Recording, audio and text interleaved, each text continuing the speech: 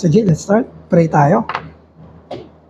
Ama namin, salamat po sa time para po makapag-study kami tungkol sa evangelism, sa series po ng pag-aaral.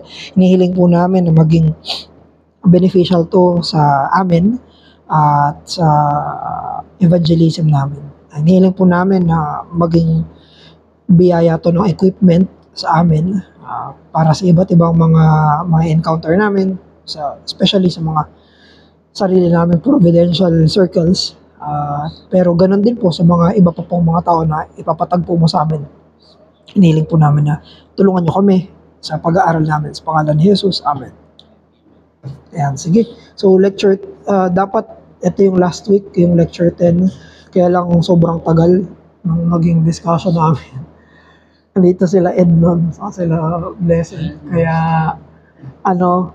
tumagal yung discussion time. So tinuloy-tuloy na lang namin hanggang dulo kasi kulang na rin sa oras nun eh.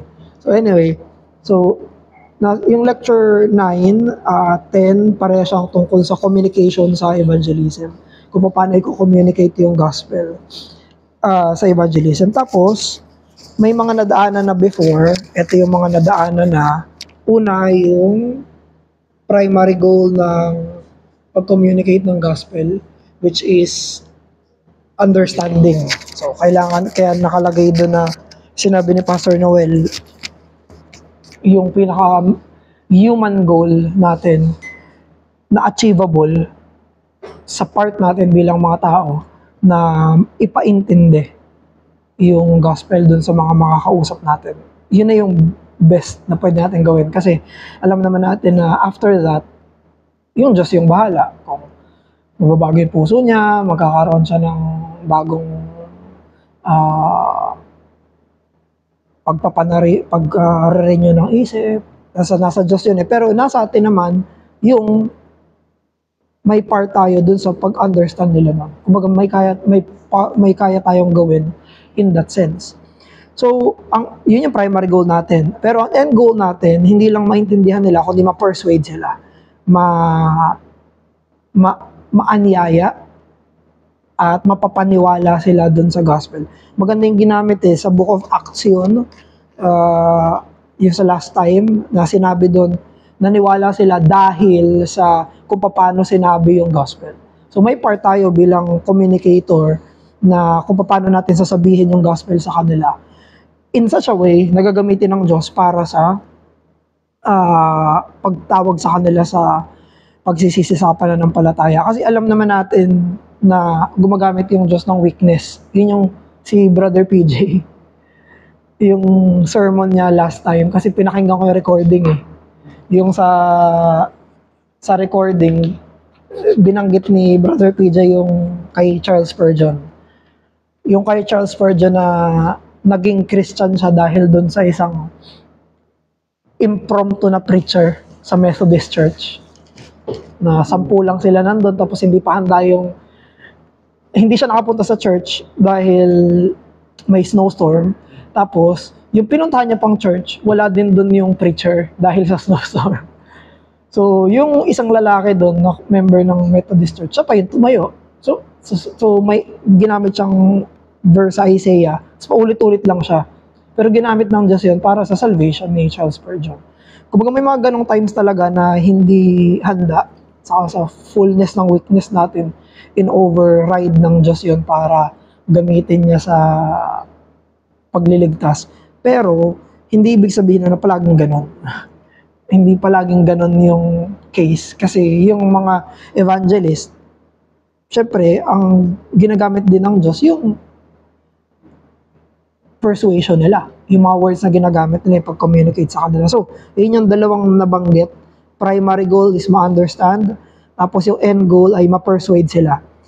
Hindi natatapos doon na, nagawa ko na yung part ko kasi may ganong sense eh. Nagawa ko na yung part ko, Diyos na yung bahala. Totoo naman, pero yung mga, pag nag-evangelize tayo, mayroon tayong expectation na maliligtas sila. Sana talaga maligtas sila. May pagiging optimistic tayo dun eh. Hindi dapat maisip na, hindi, wala yan. At dun papasok yung communication. So, nabanggit din last time yung spiritual status ng hearer. So, may mga iba't ibang klase ng tagapakinig. So, pero ngayon, ang tatalakayin natin yung theological position sa mga hearers, yung mga paniniwala ng lahat ng makakapakinig ng gospel. So, may iba-iba dito. Tatlo yung under sa theological position ng hearers. Merong mga devoted sa religion nila, na makakausap natin or mga nasa circle natin. Meron naman na may mga napapaniwala sila dun sa mga worldly philosophies, kahit alam nila o hindi. At yung pangatlo, yung hindi talaga structured yung theology nila, pero meron silang paniniwala tungkol sa mga malalalim na bagay. So, although hindi yun alam nila yung pangalan ng mga philosophy, theology nila. So, ayan, yun yung tignan muna natin. Kasi mahalaga sa pag-evangelize na alam natin kung sino yung kausap natin. So, evangelism is fundamentally to attempt to persuade a change in a person's belief system. So, ibig sabihin, may iwanan siya na paniniwala para pumunta siya doon sa paniniwala sa gospel. At yun yung kailangan nating i-engage. Ano yung dati niyang paniniwala, kung saan, yun yung iiwanan niya, at meron siyang pupuntahan na iba. Di ba yun yung ibig sabihin ng repentance, yung metanoia, pag-turning away. So, ibig sabihin, may iiwanan siyang dati niyang pinaniniwalaan kung magiging Christian siya, kung maniniwala siya sa gospel, at meron siyang i-adapt na klase ng belief na susubukin yung paniniwala niya doon sa Christian gospel. Kaya dito yung kinote ni Pastor Noel, yung 1 Thessalonians 1:6-9, yung sa Thessalonians, naniwala sila despite suffering. Nag-suffer sila, so naniwala pa rin sila sa gospel. Tapos, just sa verse 9, tumigil sila mula sa pagsamba sa Diyos-Diyosan papunta sa tunay at buhay na Diyos. Yun yung verse 9 ng 1 Thessalonians 1:9. So, may trial doon sa belief nila sa gospel. So, yun yung ma-challenge. Iiwanan nila yung dating belief, meron silang papasukin na panibagong paniniwala na hindi na pinaniniwalaan dati. So, yung basic task ng evangelism, part nun ay yung apologetics. Ayan. Yung 1 Peter 3:15-16. Basic task ng evangelistic communication ay yung apologia, yung giving the defense of the faith. Kaya sa Reformed circles, hindi magkahiwalay evangelism sa yung apologetics. Iisa sila. Hindi sila magkaiba na, nagde-defend lang ako dito, hindi kita pinapapaniwala. Or, nag-evangelize lang ako, hindi ako makikipag-argue sa'yo. Kasi magkasama yun eh. Magkasama na pinagtatanggol yung faith at gusto nating maniwala yung kausap natin. So, ano yung basic task sa evangelistic communication? Una, malaman yung belief system ng kausap. At least meron tayong basic knowledge sa paniniwala nila. Kaya, yung isang book na nabanggit ko before na hindi ko po ulit natutuloy basahin, pero binabasa ko yung nasa baba, ang pangalan ng book, Questioning Evangelism. So, ang pinaka-thesis doon, yung evangelism, hindi lang siya one way, isang method lang, na ikaw lang yung nagsasalita, parang monologue lang. Kung hindi, papakinggan mo mismo yung paniniwala nung kausap mo. Kasi personal na, iba siya eh. Kahit na iba pa siyang religion, hindi mo alam kung pinaniniwalaan niya ba yung sarili niyang religion. So, ang i-address mo siya mismo, hindi yung sweeping generalization. So, yung kausap, yung tagapakinig, kailangan alam natin yung paniniwala nila. Pangalawa, i-expose yung error nila ng may spirit ng gentleness. Kasi hindi pwedeng hindi expose yung error kapag nag-evangelize. Kasi may irerepent eh. So, may error sila na tatalikuran, both per sin, saka teaching. Kasi paniniwala, belief yun eh. May paniniwala silang tatalikuran. Siyempre, spirit of gentleness. Tapos pangatlo, to present the Christian belief that the hearers needs. So ano yung Kristiyanong paniniwala, ano yung good news na kailangan nilang marinig. So yun yung tatlo. Sino sila? Ano yung errors nila? Ano yung kailangan nila? Siyempre yung gospel yun. So ito yung iba't ibang mga position ng mga tagapakinig. General ito. Una, may mga devoutly held theology ng religionist. Pag religionist, ito yung mga may iba't ibang religion, of course, at mga naniniwala talaga doon sa sarili nilang mga religion.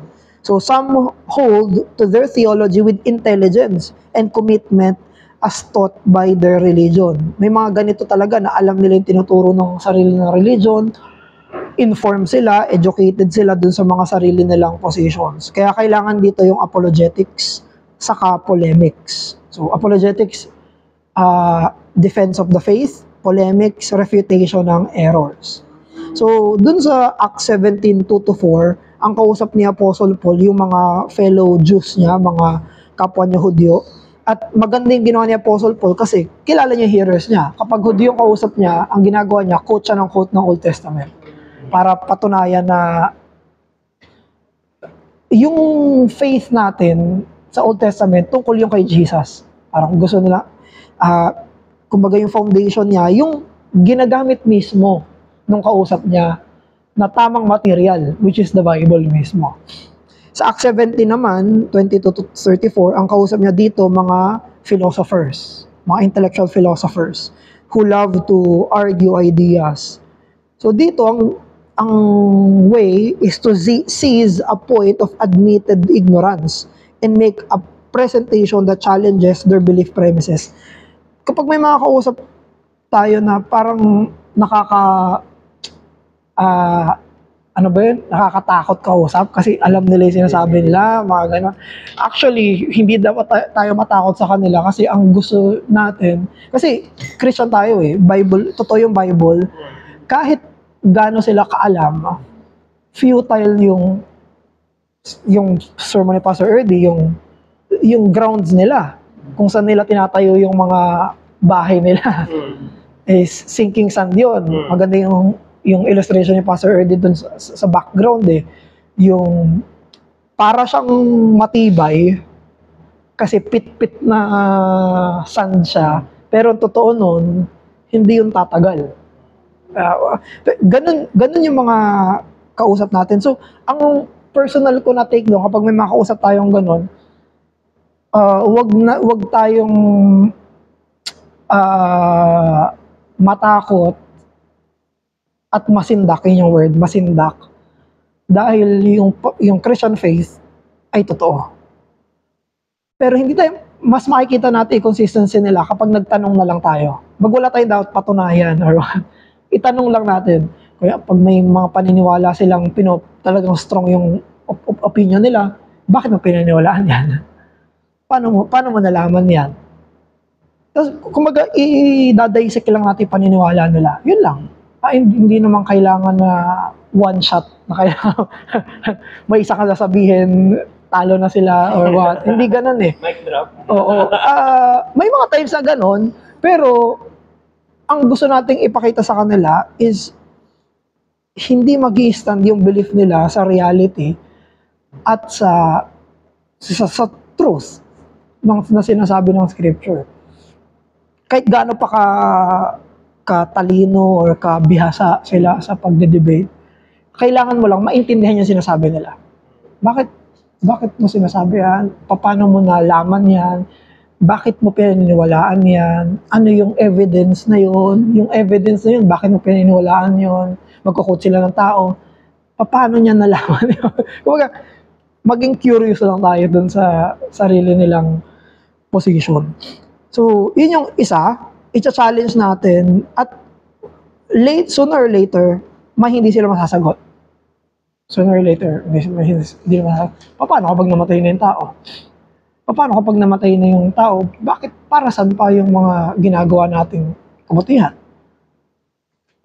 Paano mo nalaman dito tayo pupunta after life? Kumbaga, kailangan lang nating i-dissect at may merong hole doon na madadaanan tayo na sila mismo hindi na makasagot.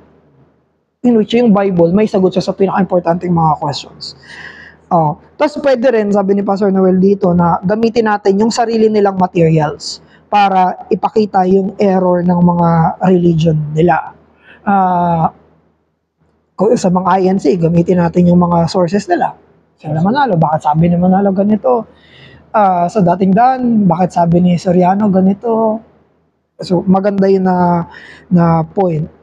Kaya dito sa pangalawa, dito yung pag-aaral na ng mga iba't ibang mga general religion. Yung nadaanan natin kay Brother PJ. Yung sa letter A, yan naman ay mas personal. So, ano pa, may mga implicit theology sa mga philosophies. Lahat ng philosophies ay theology. Conscious man sila or hindi, lahat ng mga tao, influence sila ng mga philosophies sa sarili nilang panahon. Lahat ng philosophies ay may hidden theology. May 4 na binanggit. Una, humanism. Pangalawa, relativism. Nabanggit to ni Paul, di ba? Nung Bible study. Pangatlo, pragmatism. Pang-4, Gnosticism. So, yung humanism, basically, naniniwala sila na mabait ang tao. Basic na. Mabait ang tao. At lahat ng basihan sa buhay ay nakadepende sa tao. Kumbaga, yung end goal ay tao, ang standard ay tao. Yun yung humanism. Yung ibig sabihin ng humanism.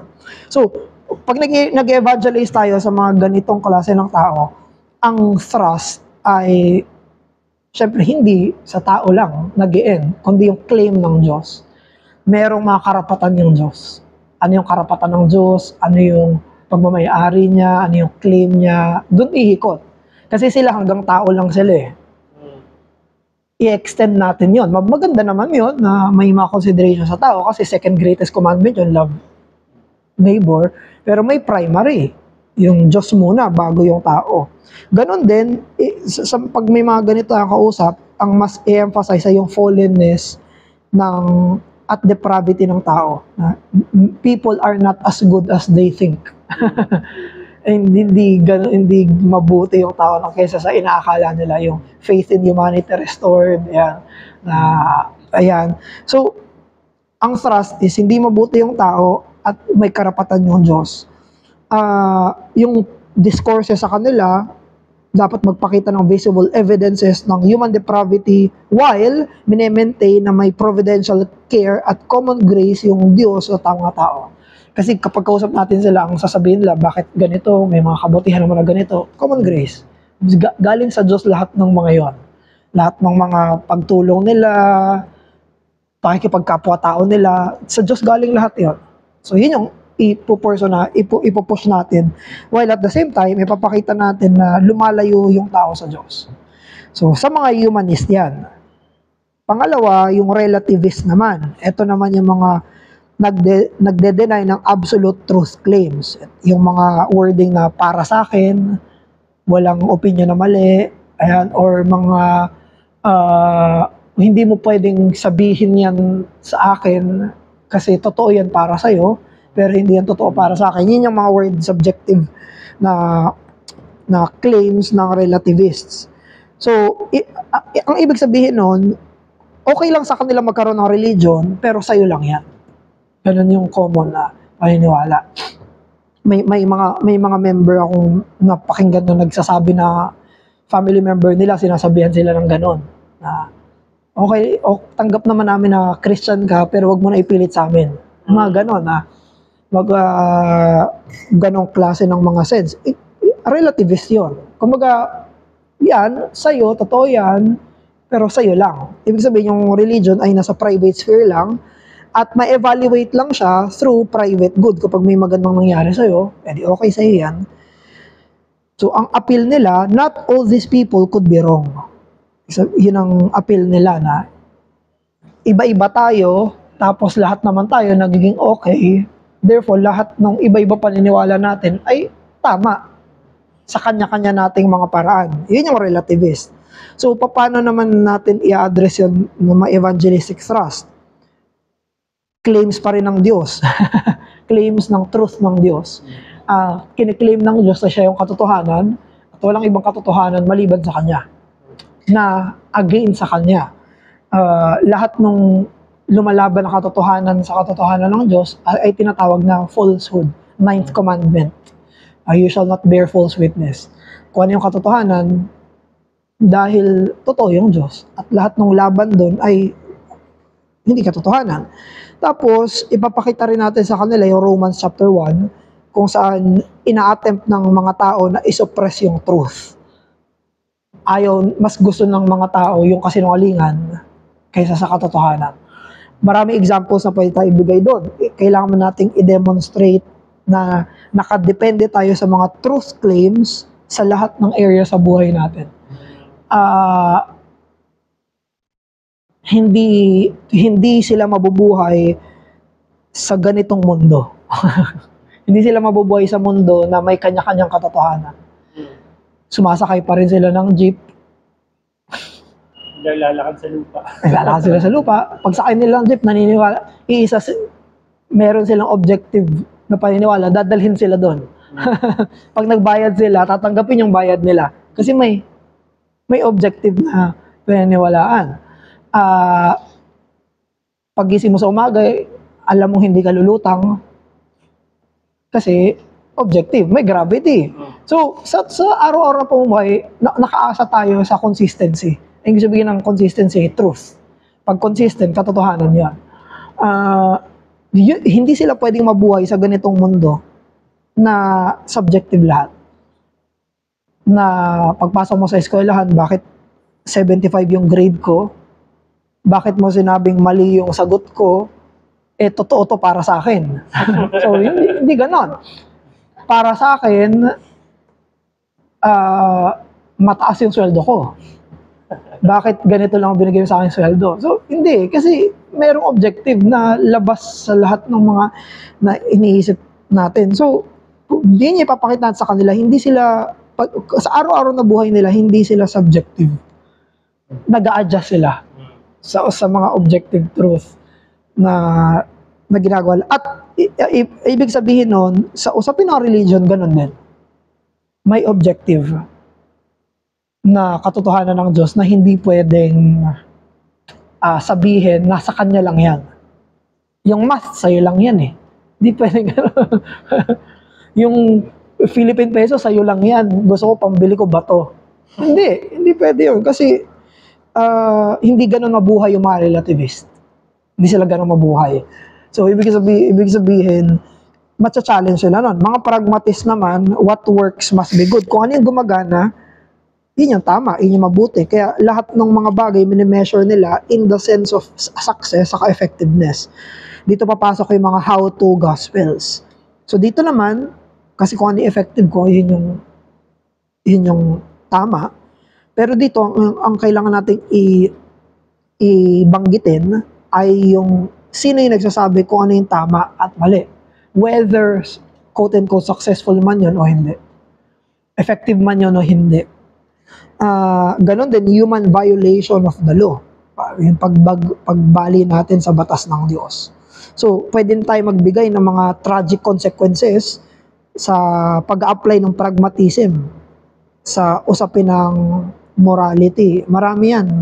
Pero hindi ko na babanggitin iba kasi madadaanan natin later on na kung ano yung gumagana, edi yun yung gagawin natin. In which sobrang hindi siya gagana sa totoong buhay.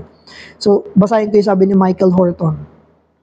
Sabi niya, we must not compete with the world in offering panaceas. Parang miracle cure. Ito yung gagana sa kahit anong sakit. For once, one discovers the oasis be nothing more than a mirage. That person is more certain than before that Christianity is useless. We must resist the pragmatic gospel. Look at these movie stars, successful businessmen, and athletes. Christianity worked for them. Just give Jesus a chance. Even prayer in that scheme becomes a technique for manipulating God rather than a personal relationship. So, dito, ang binanggit ni Michael Horton example ay yung mga success stories ng mga naging Christian. Naging okay yung may mga sense, may mga totoo na wala. O okay kasi, sinusundan mo yung Diyos eh. Pero, kapag ginamit natin itong mga extra special na mga pangyayari, naging Christian sila, movie stars, o alam nyo ba na Christian si ganito, si ganyan, businessmen si ganito, si ganyan, yung mga athletes si ganito, si ganyan, nag-work yung gospel sa kanila, therefore sundan mo sila. May sense naman na possible yon, na totoo yon, pero hindi sila yung dahilan kung ba't susundan yung gospel. Hindi sila, o hindi yung stories nila, success stories nila yung susundan kung bakit susundan yung gospel. Ang daming ganyan na ngayon sobrang dubious na. Sino ba yun? Si Kanye West nagko-proclaim, tapos nag-rap pa siya ng mga gospel. Ayan. Pero sa mga recent events, parang wala na naman yung, hindi na naman siya Christian. Ibang asawa na naman siya. Ayan. So hindi lahat dapat gamitin agad-agad yun. Gnosticism, itong Gnosticism, ancient heresy ito sa panahon ng after ng mga apostles, after ng church fathers period, yung Gnosticism. Ang paniniwala nito na magkahiwalay yung physical sa spiritual. Magkahiwalay sila. Ibig sabihin nun, nami-minimize yung objective truth at may prominence ng subjective. May totoo objectively, pero mas napapangunahan sila ng subjective experiences. Ngayon, sa panahon natin, yan naman yung mga New Age influences. At may mga openness ito sa mga occults. Magkaiba yung cult sa occult. Yung cults ay sa usapin ng religion yon, mga Christian cults. Occults, ito na yung mga witchcraft, mga ganyan na yan, mga spiritism, yung mga occults. So, paano naman ito kinakausap? Ano evangelistic thrust sa kanila? Kailangan patunayan na hindi nakabase sa experience, kung hindi sa history yung paniniwala ng gospel. Historical fact siya, objective siya. Hindi ito nakabase sa ano yung naramdaman ko during that time. Kasi lahat sila, ng mga nasa occult, yun ang experience nila. May special silang naramdaman, may special silang sub-emotion na nangyari. Kaya nag-i-stay sila doon. May hype, kumbaga. May hype, may something, sasabihin na spiritual ng mga nararanasan nila. So, ang evangelistic thrust naman para sa kanila is kung ano yung nangyari sa history, Old Testament, New Testament, centered kay Jesus. At ganun din, ipapakita natin kung paano may human pride dun sa mga ideas at experiences na alam naman natin na nagkakamali. Papakita natin na may naramdaman ko to, naranasan ko to, pero mali naman. mali na sinundan ko yung sarili ko na pakiramdam, lalo na pag pinakita mo sa kanila yung youth nila, childhood nila, youth days nila, na talagang talamak na nauuna yung katawan kaysa sa isipan sa age na ganon, kasi may hormonal mga changes dun talagang sa bugso ng damdamin yung nauuna kaysa dun sa mental maturity. May physical maturity muna bago magkaroon ng mental maturity. So, pwede nating sabihin yon. Hindi ba ganyan yung nangyari? Hindi ba ganyan yung lahat tayo naranasan natin yan? Di ba folly na umasa tayo sa mga subjective experiences natin? Diyan. Tapos pwede tayo magbigay dyan ng mga horrendous na mga kasalanan na nangyari dahil rin sa personal experience sa sarili nila ngayon. So, establish the place of historical, objective events bilang primary kaysa sa mga subjective. So, medyo nadaanan din to nung Bible study nung Monday sa usapin ng relativism. So, pero, hindi lahat alam yung belief nila. Hindi lahat ng mga, lalo na mga Pilipino, hindi lahat alam yung belief nila. Mas maraming mga kapwa natin Filipino, family members tayo, na hindi naman nila inaral yun at hindi naman nila challenge yung sarili ng paniniwala. Marami sabay sa agos, pero meron pa rin silang paniniwala. Kaya dito papasok yung unstructured theology. Meron silang paniniwala, pero hindi pa natetest, nakikriticize, or napag-iisipan mismo. At dito papasok yung average person. Hindi nila kaya pangalanan yung sarili ng theology, paniniwala nila, pero lalabas yung paniniwala na yon sa lahat ng mga common issues sa buhay. Kaya dito papasok yung ilan to? 3. Ito yung tatlo na lahat ng mga tao ma-address to sa kanila. Whether alam nila yung religion nila or hindi, alam nila yung philosophies or hindi. Una, yung problem ng evil at suffering. Lahat ng tao dumadaan dyan. So, sa sarili lang family, pagkamatay ng mga mahal sa buhay, pinakamahal sa buhay, mga pagkakasakit, mga suffering, lahat dadaan dyan eh. So, ibig sabihin, may theology sila ng suffering. Lahat ng tao may theology ng suffering. Kaya dito papasok yung problem of evil and suffering. Yun yung tatanungin nila na kung mabuti ang Diyos, bakit may mga masamang nangyayari? Kung ba't mabuti yung Diyos, bakit nangyayari sa akin to? Nangyayari sa family ko to, sa mga kaibigan ko to, or bakit ganun yung nangyayari sa Israel? Bakit may gera? May awareness sila doon. Kahit na hindi solid yung theology nila. So, syempre, alam natin, yung scriptural case natin is a book of Job. May sagot tayo doon sa usapin ng suffering. Ang point, in the face of suffering, the mind forms answers to the puzzle to assuage the pain. Sabihin, para pahupain yung sakit, sinasagot nila yung tanong na yon.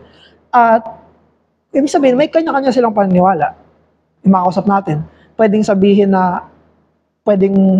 nila hindi nila alam, or pwedeng i-deny nila yung Diyos, dahil dito walang Diyos. Dahil dito masama yung Diyos. Ayan. Theology na yun eh. Paniniwala na nila yon. So, tayo, ang evangelistic opportunity natin ay sabihin natin kung bakit may suffering. In general. Bakit pumasok yung suffering sa mundo? May isa akong nabasa sa Facebook yun na sabi, kung mabuti ang Diyos, bakit hindi siya gumawa ng isang mundo kung saan walang suffering? Yung sumagot, He did. Gumawa naman talaga siya ng mundo walang suffering eh. Kaya lang, nagrebelde tayo.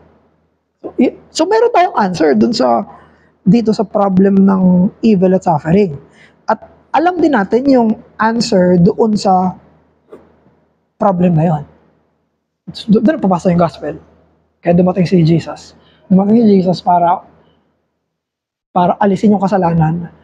Pag inalis yung kasalanan, wala nang suffering. Yun yung promise ng eternity. God will wipe away every tear. So, ibig sabihin, actually, yung sinasabi mo, totoo yan ng creation, nangyari lang yan dahil sa sin, at yan yung plano ng gospel. Mawala yan. Plano ng gospel talaga yan. Kaya dumating si Jesus. So, meron na tayong point of contact dun sa average person. Ano pa? Pangalawa na alam ng lahat ng Pinoy, goal of peace and happiness. Gusto nila tahimik lang, kapayapaan. Gusto nila ng kasiyahan. Ayan. So, ang scripture case natin is Book of Ecclesiastes. Man judges what will make him happy, and this becomes his theology. Siya yung nagde-decide ano ba yung mga makakapagpasaya sa akin. At maganda yung Book of Ecclesiastes kasi sinabi dito ni Solomon na na-try ko na lahat. Yung gusto nilang mangyari na peace at happiness, sabi niya, ginawa, buong buhay ko, tinry ko na yan. Pero at the end of the day, wala. Hindi pa rin eh. Tinry ko na maging educated. Wala pa rin. Tinry ko na mag-party-party. Wala pa rin. Tinry ko na maging workaholic. Wala pa rin. Iba't iba na mga tinry siya, tapos at the end of the day, sabi niya, vanity of the vanities. Everything is vanity. May brevity yung buhay. So, doon, ang opportunity natin ng evangelism ay lahat ng tao nagde-devise ng sarili niyang kasiyahan, pero lahat ng yon magtatapos sa misery. Walang ultimate fulfillment at the end of the day, including the most unanswerable puzzle of death. Yun din yung point sa Ecclesiastes eh. Yung vanity, ang translation, brevity. kaiklian. Doon napapaisip si Solomon na na-enjoy ko nga to, matatapos din naman. Mamatay din naman ako. Nagpakatalino ako. Pero pag namatay ako, anong pinagkaiba ko dun sa hindi nag-aral? Nagpakayaman ako, anong pinagkaiba ko sa mahirap? Yun yung death na binabanggit dito ni Solomon sa Book of Ecclesiastes. Pero totoo yun eh. Kaya magandang evangelistic opportunity yun na ipakita sa kanila na yung goal na maging masaya is sa totoo lang at the end of the day ay hindi mangyayari. Hindi siya mangyayari. Ay, sige bro. Kaya nakakaloko yung mga movies. May mga somehow naman. Pero nakakaloko yung ibang mga movies na mamamatay na nagawa ko ng lahat ng nagawa ko dito sa buhay. Masaya akong mamamatay. Mas mapapaisip, may ganun ba talaga sa totoong buhay na hindi Christian? Mapapaisip, kasi hindi eh, karamihan tahimik, o kaya naman natatakot sila, o kaya naman ayaw pa nila mamatay, o kaya naman gusto nila matay para lang mapigilan yung sakit. Pero may mga nagsasabi nun, pero hindi pa sila mamamatay. May mga matatanda na nagawa ko na lahat. Pero yung mismong at the arrival of death, oo.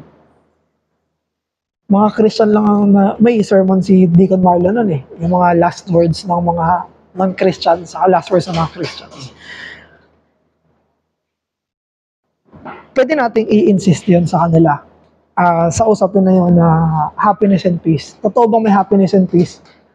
Na pag nakuha mo yun, okay ka na. Hindi kasi hindi totoo yan eh. Makapagtapos ako ng pag-aaral, okay na ako, hindi. Makuha ang trabaho, okay na ako, hindi rin. Makapag-asawa ako, okay na ako, hindi rin. Magkaanak ako, hindi rin. Magkaapo ako, hindi rin. Makapagtayo ako ng sarili kong bahay, hindi rin. Ano siya eh, unending na, hindi masama yung mga yun, pero hindi nila mabibigay yung fulfillment na kiniklaim ng normal na tao. Na kiniklaim. Okay, totoo naman kailangan maging masaya doon sa mga yon. Pero ang sinasabi lang natin na it's not what they think. Hindi yun yung iniisip nila. Number 3 ay yung issues ng morality. Pwedeng ano yun eh.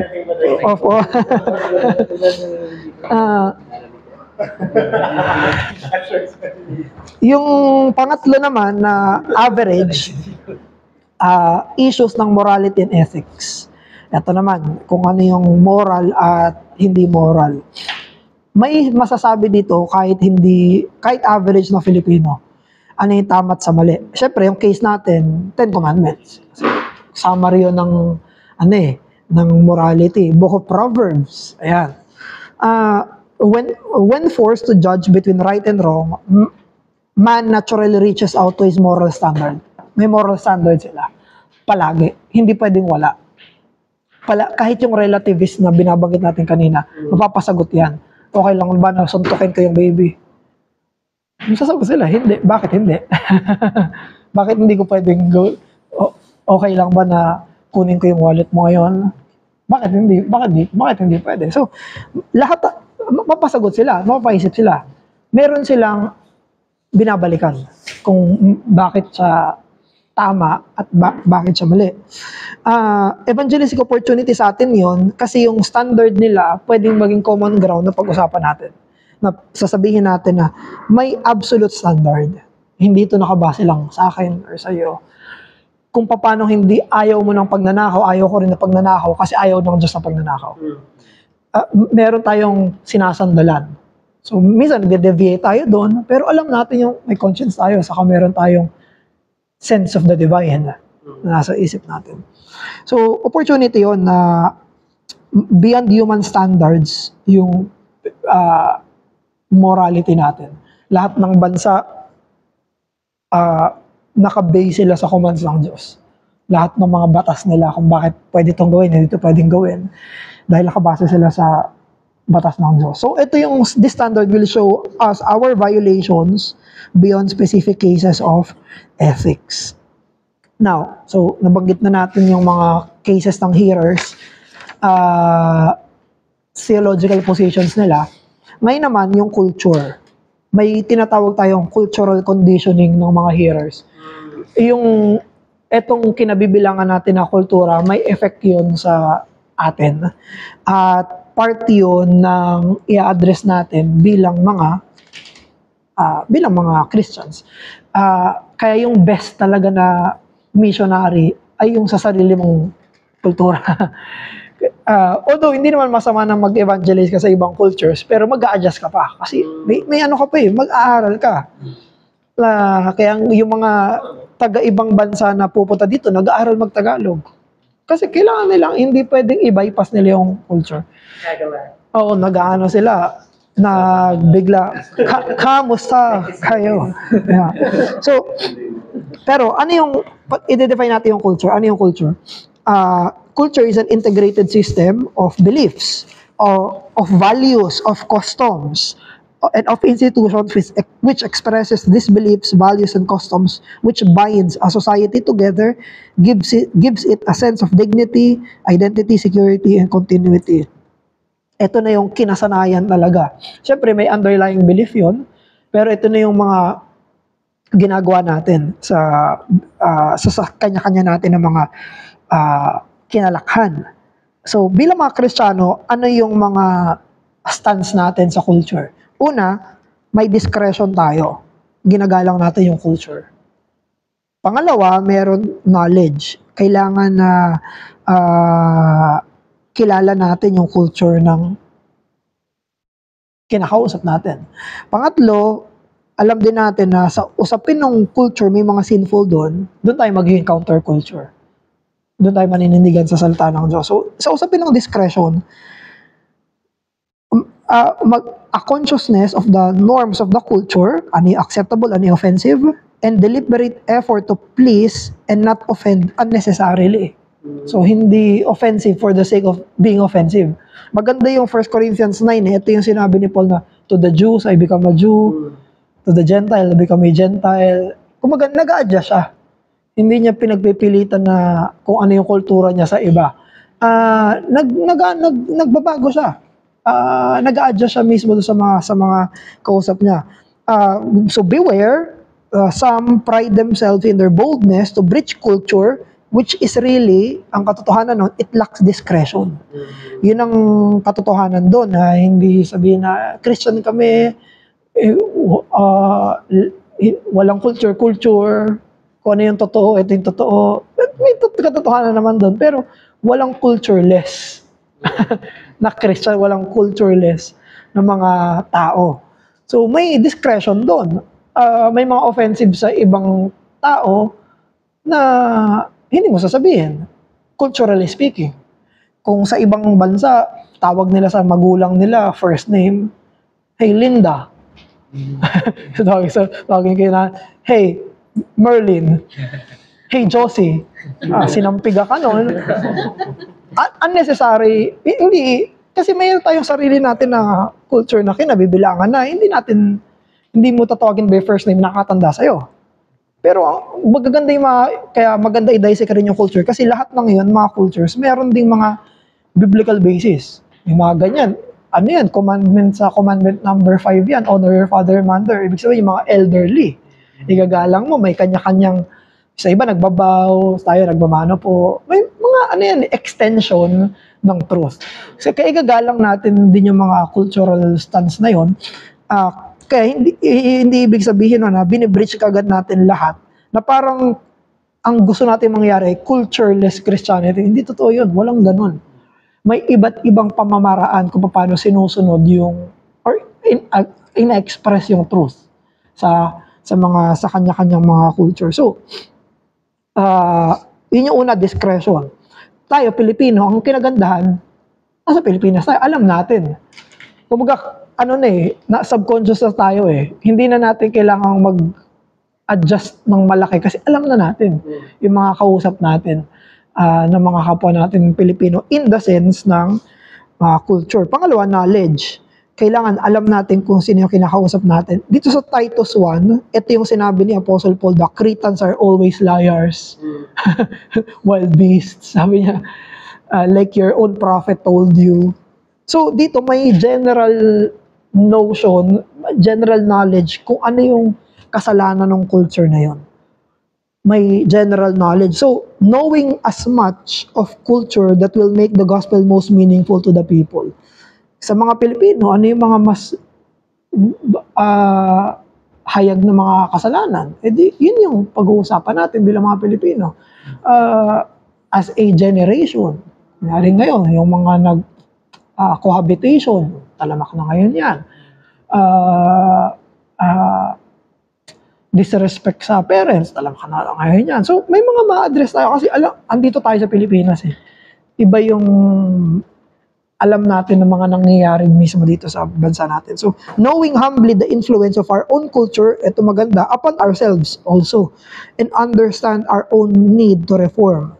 So, maano rin tayo doon na hindi tayo nakikisa children of our generation lang na hindi natin alam. Gano'n kasi nangyayari. Yung mga tao sa kasaysayan, madali natin sila i-criticize. Ba't nila nagawa yan? Pero totoo, nandun sila sa time nila, hindi nila na-evaluate yung sarili nila eh.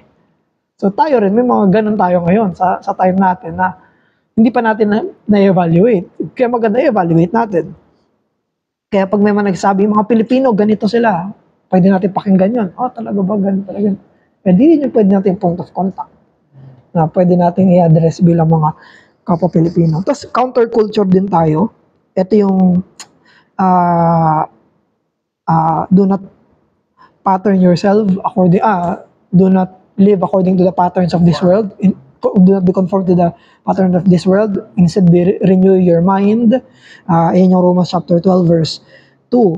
So dito, ang usapin naman, yung proclamation ng gospel na china-challenge yung contemporary premises. Ano yung mga patterns of this world na nakikita na natin ngayon sa generation natin? Ano yung mga lifestyle that is an alternative to contemporary ways? Dito natin ipapakita yon. Dito talagang countercultural tayo. Paano tayo magiging Pilipino ng mga Kristiyano?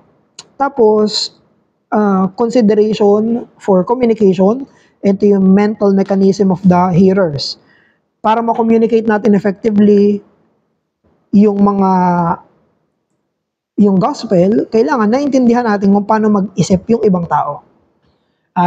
Yun yung mahirap kapag nakikipag-communicate tayo sa basta ganito ako mag-communicate. Parang hindi ko babaguhin yung way ko ng communication. Kasi ganito ako.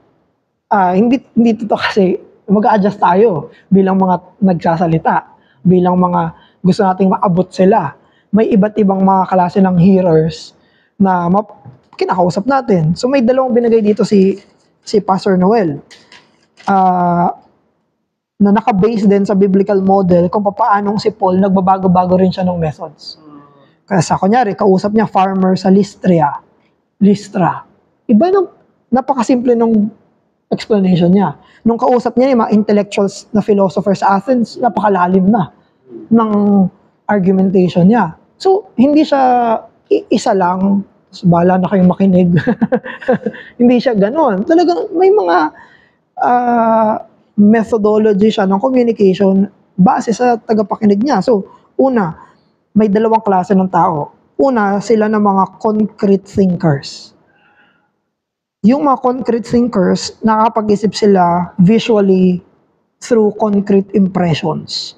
Ito yung mga average na unintellectual working class persons. Ibig sabihin, wala na silang panahon para mag-aral pa, mag-isip pa ng ganito, nagtatrabaho lang kami para mabuhay, hindi na namin, may ganon. At normal yun sa Filipino, hindi masama yun, hindi mali yun, pero ganon yung truth na nangyayari. So, paano yun? Paano natin i-approach? Yung truth, ipapakita natin ng may cases, may mga examples.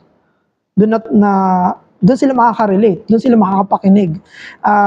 May experiences. Ipapakita mo yan through examples, cases, experiences, stories, logic with pictures. Dito na papasok yung mga illustration. Maganda to kasi pinapakita nito na nag-a-adjust tayo. Kasi ganun yung ginawa ni Jesus eh. Si Jesus, hindi niya sinabi, Diyos ako, makinig kayo sa akin. Hindi ko na kailangang bumaba sa level nyo. Hindi, bumaba si Jesus sa level natin, naging tao siya eh. Naging tao talaga siya, naging baby siya. So, yun ay yung incarnation, condescension yun ng Diyos. Bumaba siya sa level natin. Tayo, magko-communicate tayo, bababa rin tayo sa level na makakausap natin. Based sa paraan nila. Kaya si Jesus, nung nagtuturo siya, mapapansin nyo, yung iba, puro parable. Mga naiintindihan nila, puro kwento. Si Jesus, kwento ng kwento. Puro illustration si Jesus. Di ba ang dami? Puro real life. May isang lalaki. May isang mangingisda. May isang magsasaka. So, bakit? Kasi yung normal na kausap ni Jesus, mga average people. May mga kausap niya. So, hindi mali na gumamit ng illustration, ng mga cases.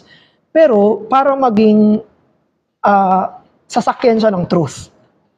Gagamitin mo yun para lang ma-deliver yung truth. Ganun yung ginawa ni Jesus. At sa buong Bible, puro illustration. Dami-dami illustration sa Bible. Sa Old Testament, sa New Testament, puro pictures. Ang daming pictures. Kasi bakit? Bumababa yung Diyos sa level na maintindihan ng tao. Hindi lahat logic book. Textbook ba? Di ba yung textbook, puro definition. Definition, ganito yan. Hindi ganun yung Bible eh. So, pero meron din naman, number 2, na mga conceptual thinkers. Meron din mga makakausap tayo ng mga pinag-uusapan ni abstract ideas, mga propositional terms. Ito naman yung mga intellectually trained people. May mga makakausap tayong ganito, lalo na sa panahon natin. Pero mas marami number 1. Pero meron din yung mga number 2. Yung approach naman sa kanila is well-argued truth. So, i-demonstrate natin at i-refute natin yung mga arguments nila. So, ito, mas talamak sa kanila yung ganun. Ang naiisip ko dito, Book of Romans. Talagang, logic. Yung Book of Romans, parang may debate si Paul eh. May magsasabi ng ganito, ito yung sagot. Baka may magsasabi ng ganito, ito yung sagot. Magsabi ng ganito, ito yung sagot. Talagang napaka-structured ng Book of Romans. Na talagang makikita natin yung logic doon. Pero, maganda yung sinabi dito ni Bavinck na lahat ng tao is composed ng both. Both. May mga mas dominant lang sa kanila yung 2, may mga mas dominant lang yung 1. Pero walang tao na isa lang sila sa dalawang to. Yung kausap mong average people, kaya niyang makaintindi ng logic. Yung mga thinkers din, nalilinawan rin sila through illustrations. So, basahin ko lang. Sabi ni Bavinck, abstract, disembodied, and historyless sinners do not exist. Only very concrete sinners exist, whose sinful life is determined and characterized by all sorts of cultural and historical factors. I must bring the gospel of God's grace to the whole man in his concrete existence, in his everyday environment. It is obvious, then, a great error on my part if I do not take a person's culture and history seriously. So, may part doon na may history yung tao, may culture yung tao na i-consider na sa usapin ng pag-evangelize sa kanila. So, ano pa? Ano pa yung ibang mga considerations sa culture? Tapos meron din na physical. Kino-consider din yung physical sa evangelism. Kasi gusto natin maging understandable sa kanila, therefore, may mga consideration tayo. Age. Iba yung pakikipag-gusto mo sa bata sa kaedaran mo sa mas matanda sa'yo. Hindi, kahit ilagay kita, may kakausapin ka na iba't ibang levels na yon, automatic, hindi mo sila kakausapin na magkakapareho. May adjustment kang gagawin. Kahit hindi mo pag-isipan, sa bata, medyo sobrang babaw ng pakikipag-usap mo, sa ka-level mo, maging mas comfortable ka na magsalita ng direct direkta sa mga mas matanda. Alam mo maintindihan kanila pero mas careful ka rin sa mga pananalita mo. So, may iba't ibang mga gender. Kapag kausap mo ay lalaki, kapag kausap mo ay babae, may difference din yun. Relationship, gaano mo kalapit na relasyon. Kapag kapamilya mo, mas open ka. Kapag kaibigan mo, mas open ka. Kapag stranger, medyo mas hindi ganoon. Kasi may mga iba't ibang factors din dun eh. Ano pa? Physical venue. Yung usapan nyo ba ay formal? May formality ba or not? Gaano ka grami yung distractions? O gaano ka peculiar, kakaiba yung situation kung saan kayo nag-uusap? So, mga considerations yan. Tapos, concluding reflection, ibig sabihin, may dynamic yung confluence eh, parang unity, togetherness, yan. May dynamic confluence yung God's effectual call and our evangelistic external call. So, tumatawag yung Diyos sa pamamagitan ng external call natin. So, may kinalaman yan sa isa't isa. Kaya, nabanggit ni Paul, 2 Thessalonians 2:13, He called you by our gospel. So, yung Diyos yung tumawag, pero dun sa ipinangaral nilang ebanghelyo. So, dalawa, magkasama yung dalawang yon. Kami yung nagsalita, kami yung nag-persuade, pero Diyos yung tumawag sa likod ng persuasion na yon. So, He called you by our gospel. So, ito yung pinaka-conclusion, God chose our communication of the gospel to be instrument through which shall occur His effectually calling a sinner to salvation. Kaya yung mga pag-present natin, ginagamit ng Diyos yun. Parang hindi sinasabi ng Diyos na your labor is in vain. Hindi, your labor is not in vain. Yung mga ginagawa nating para mag-communicate is ginagamit niya mismo. So tayo, may mga nag-share sa atin ng gospel, di ba? Iba't iba yung paraan na yun. Yun yung ginamit ng Diyos para tawagin tayo dun sa repentance and faith. So sige, yun yung lecture number 10. Tayo? Discussion. Mga kahit 15 minutes discussion.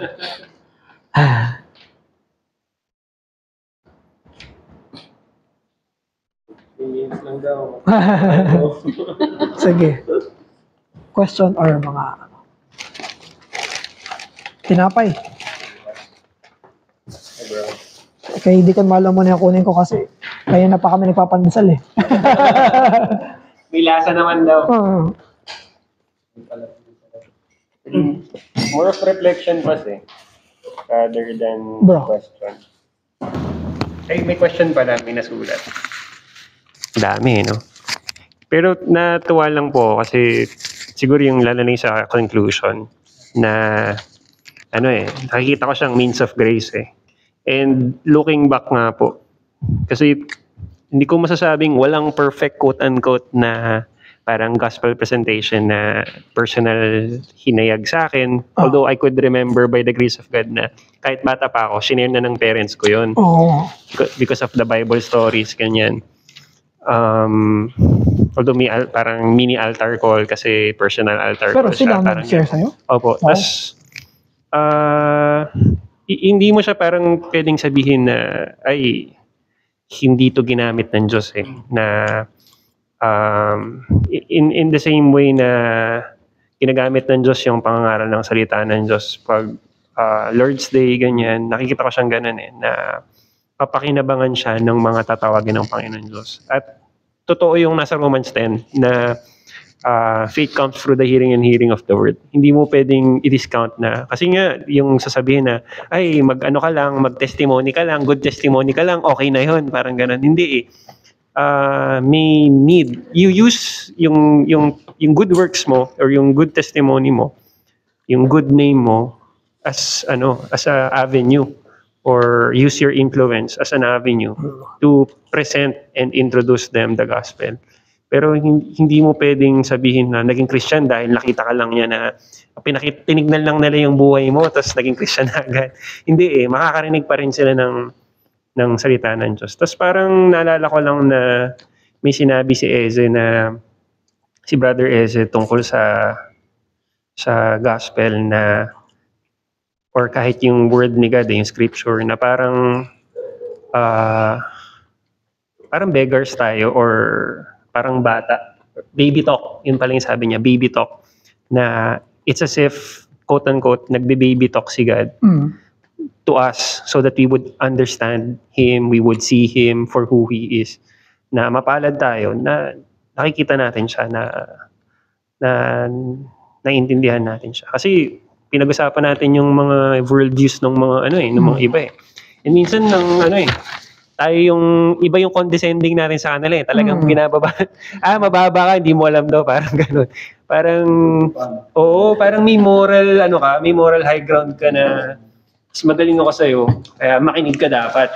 Hindi nag-condescending. Ganon. So yun lang po. Condescend. Kulang na lang kondensada. Sige, questions or mga reflections?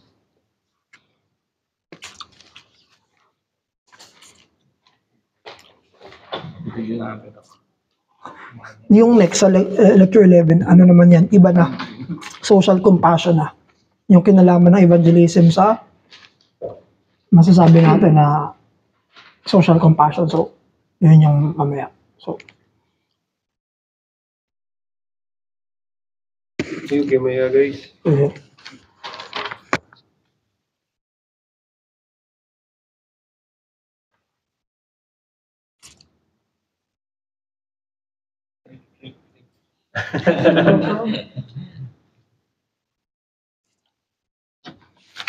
Pero mas may question ako habang nag-isip ko nila.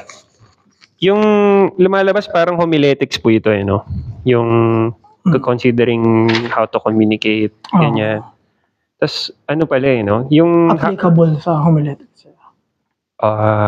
Kasi ikino-consider mo yung age, tapos yun nga, yung physical environment, ganyan.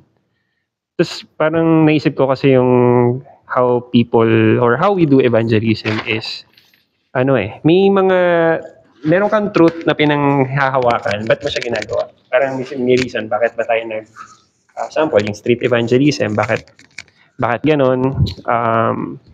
Hindi mo pwedeng sabihin walang tinitake into consideration to their hearers. I mean, may iba't ibang levels why they do, for example, yung personal na bibigay ng tracts or what. Whether tracts or one-on-one conversation or yun nga, public kasi. Na-imagine ko lang how things are being taken into account. Na hindi mo pwede rin sabihin na, ito, tamang method to. Parang ganon. Ito yung best method. Mas nakikita ko siya na parang cook na itong spice or itong tool, ganyan. May boiling ka, may roasting ka, parang gano'n. Depende dun sa panlasa nung kung sino yung kakain or parang gano'n.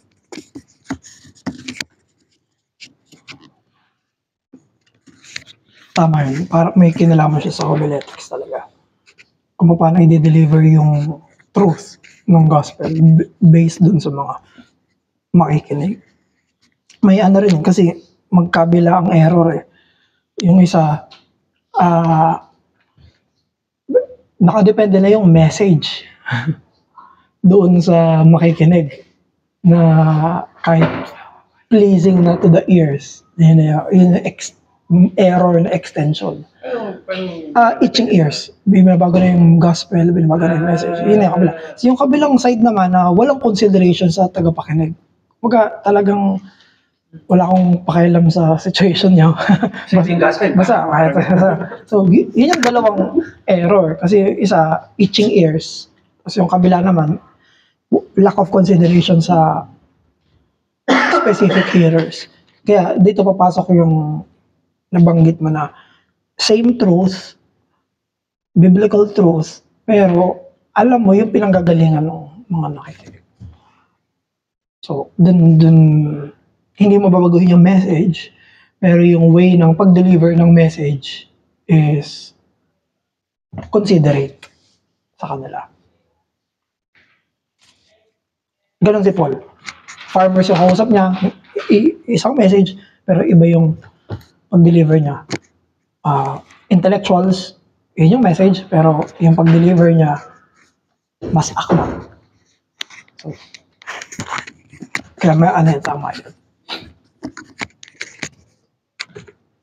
Kasi other questions? Sige, pray na tayo para next naman.